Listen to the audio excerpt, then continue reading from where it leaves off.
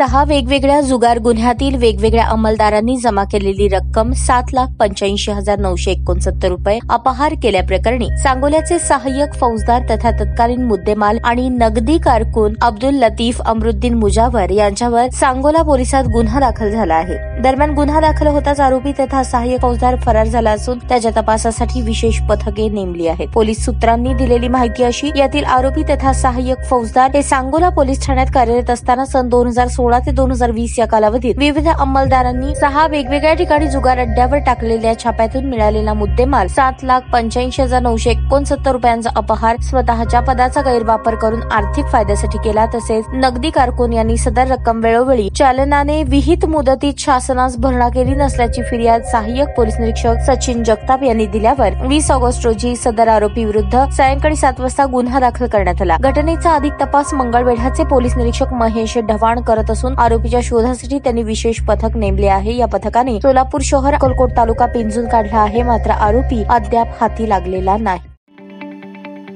ताज्या बातम्या पाहण्यासाठी प्राईम महाराष्ट्र न्यूज चॅनलला सबस्क्राईब करा।